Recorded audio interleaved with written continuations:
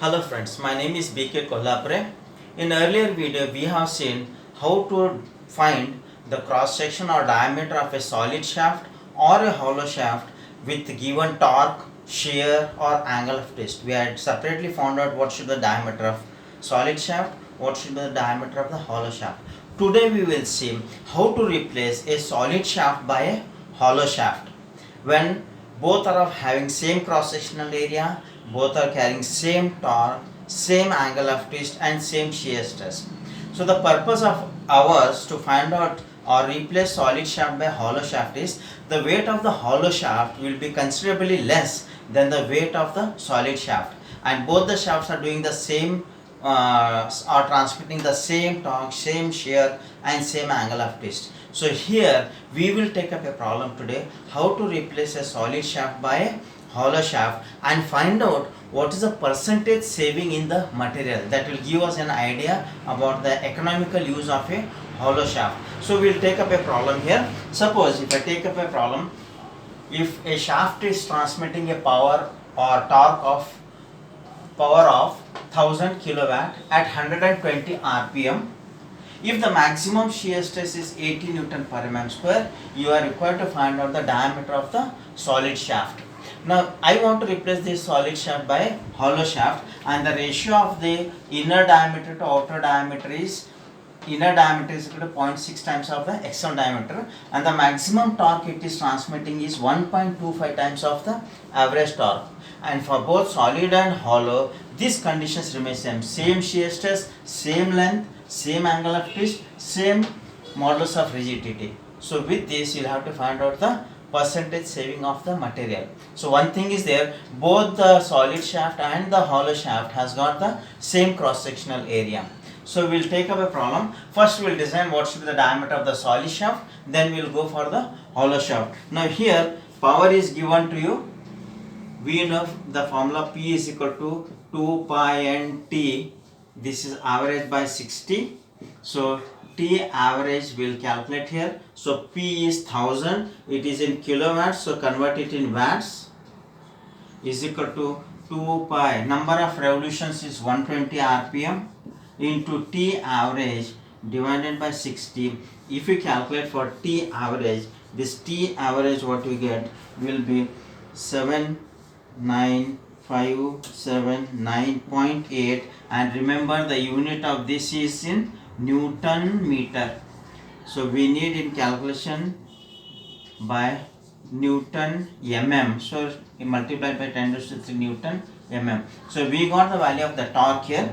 So let us use this value of torque to find out the area of the or diameter of the solid shaft. So we will see, let ds be diameter of solid shaft. So we know the torsion formula T by IP is equal to Q by R is equal to G theta by L. Shear stress is given to you. We will use these two relations. So T by IP is equal to QS by R. So T is known to you. We will go for IP here. So here IP T7959.8 into 10 to the power of 6 divided by polar moment of inertia of circular cross section is pi ds raised to 4 by 32 is equal to QS. The permissible shear stress given to in the problem is 80 Newton per mm square, and R is nothing but the half of the diameter. If you simplify for this, you get ds cube is equal to 6332949.2, and ds will be equal to 184.9, almost 185 mm. So this is the diameter of the solid shaft that you get to transmit a torque of. Next we'll go for the hollow shaft. So here he has given the ratio of the inner diameter to the outer diameter. So here next we'll go for hollow shaft. So let D and D be the external and internal diameter, so that the internal diameter is 0.6 times of the external diameter. Now here again using the relation T by IP is equal to QS by R.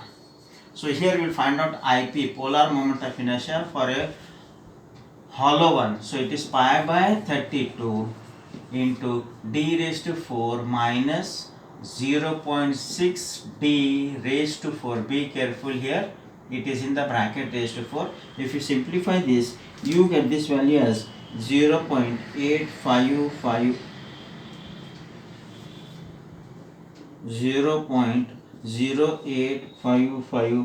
D raised to 4 mm raised to 4. If I substitute the value here, T is known to you, it is T max. So here also we have submitted T max. So I have taken in the solid diameter as T only. You should multiply there by 1.25 as T max. Let us take it here. T max is 1.25 into T average, and T average we have got it as 79579.8 into 10 to the power 3. So please take care of this in solid shaft also. You should multiply there by 1.25. If you multiply this by 1.25, you get 99474.8 Newton meter into 10 to the power of 3. If I take here, this will be Newton mm directly. Now here, if I use this formula, T by IP is equal to QS by R, T is known to you, 99474.8 into 10 to the power of 3, T divided by IP is 0.855 D raised to 4 is equal to QS is 80 Newton per mm square divided by R is nothing but the external diameter radius. So if you simplify for this, you get D cube is equal to 7271,549.71, and if you simplify this, you get D is equal to 192.7 mm, and internal diameter will be 0.6 times of 192.7, so this will be equal to 115.63 mm. 115.63. So here this is the diameter what we are getting. We will find out the percentage saving. We know the external diameter, we know the internal diameter, we know the diameter of the solid shaft. So percentage saving, this percentage saving of material, it is dependent upon the area of the solid shaft minus area of the hollow shaft divided by area of solid shaft. We are comparing with solid into 100. So if you see to the area of solid shaft, it is pi into, we have got diameter of the solid shaft as 185 mm, pi d squared by 4. So this will be equal to, area of solid shaft will be equal to 26880.3 mm square. Likewise, area of hollow will be pi by 4 into outer diameter square is 192.7 square minus 115.63 square. If you simplify this, you get the value of area of hollow as 18663.46 mm square. So we will find out percentage saving is equal to, area of solid is 26880.3 minus 18663.46 divided by 26880.3 multiplied by 100. So this will give you the value of percentage saving is equal to 30.57%. Now this value will give you an idea. If you are transmitting everything remaining same, torque same, twist same, length same, and shear stress remaining same, everything remaining same, if you use a solid shaft, it requires more weight of the material than a hollow shaft. So we usually prefer shaft should be hollow in nature. So this is an example which will be showing how to save the weight of the material by using the solid shaft, replacing the solid shaft by hollow shaft. Sometimes we have to compare the power transmitted by a hollow shaft to the power transmitted by a solid shaft to a power transmitted by the hollow shaft. So this power will depend upon ZPS by ZPH. So Z is nothing but the polar modulus. So we know the formula P is equal to 2 pi nt by 60, or T is nothing but T by IP is equal to QS by R. So here, if the power is to be transmitted is same, then torque will remain the same. So in this case, so if we compare a solid or with a hollow, what will be left out will be there only the section polar modulus. So whenever you want to find out the ratio of the power transmitted by a solid shaft to a hollow shaft, we will have to find out the ratio of the polar modulus of solid shaft by the polar modulus of hollow shaft. Suppose if I take a simple example here, if I take a solid shaft, if the diameter of this solid shaft is 200 mm, and if I take a hollow shaft with the external diameter as D and internal diameter as 150 mm,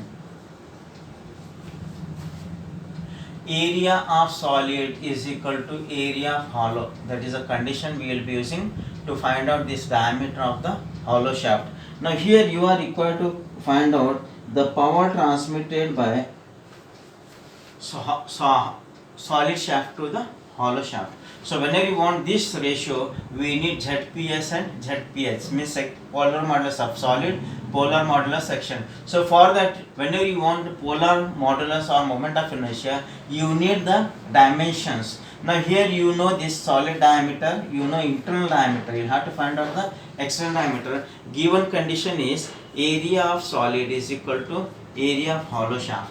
So area of solid is pi into D square, D is 200 square divided by 4 is equal to area of hollow is pi by 4 into external diameter is D square minus internal diameter is known to you 150 square. So simplifying this, you get the diameter of the solid shaft as 250 mm. 250 mm. So we need ZPS and ZPS to find out this ratio. ZP of solid shaft is pi ds cube by 16. This is a formula we know. So this is equal to pi by 16 into ds is 200 raised to 3. So you get this value of ZPS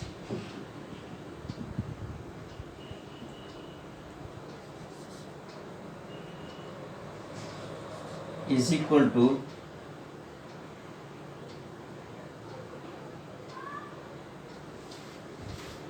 likewise ZP of hollow, this will be pi by 16 D raised to 4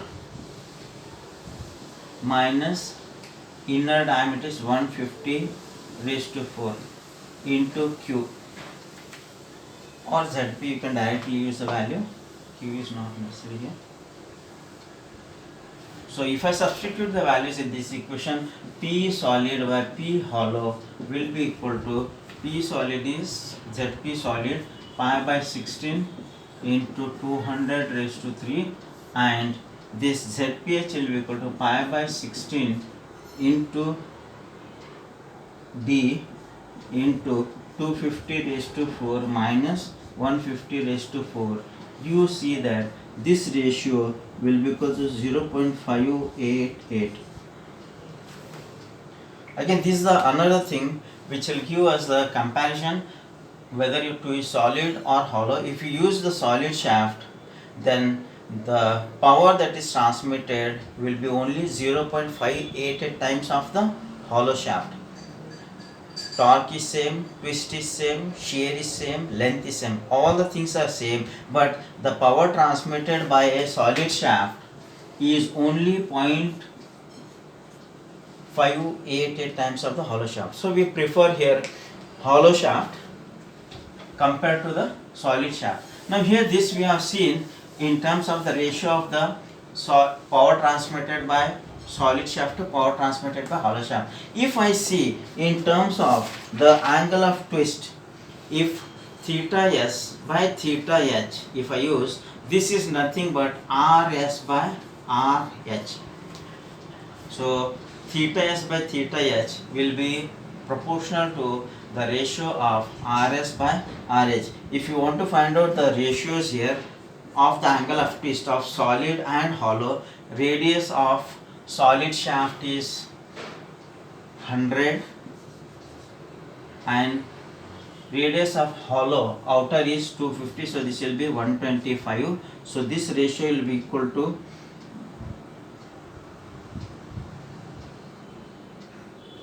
250.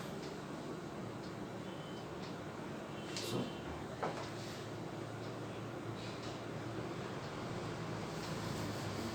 sorry, the ratio will be reverse here, RH by RS. So this is the angle of twist ratio. So here RH is the ratio or the radius of the outer diameter. So outer diameter is 250 by 2 and the ratio of solid will be equal to 200 divided by 2. So this ratio will be 1.25 times. So the angle of twist of solid is 1.2 times of the angle of twist of the hollow shaft. So again you see here hollow shaft is better than the solid shaft because the angle of twist in the solid shaft is more than the angle of twist in the hollow shaft. So in all the ways, whether the ratio of power transmitted or whether the angle of twist or whether you take any other torque, in all the ways hollow shafts are more preferable than solid shaft. These are the variety of problems that you see in the torsion. These type of problems are usually asked, replacing a solid shaft by a hollow shaft. Please subscribe the channel for more videos. Press the bell icon for notifications. Comment for questions in the comment section. Thank you.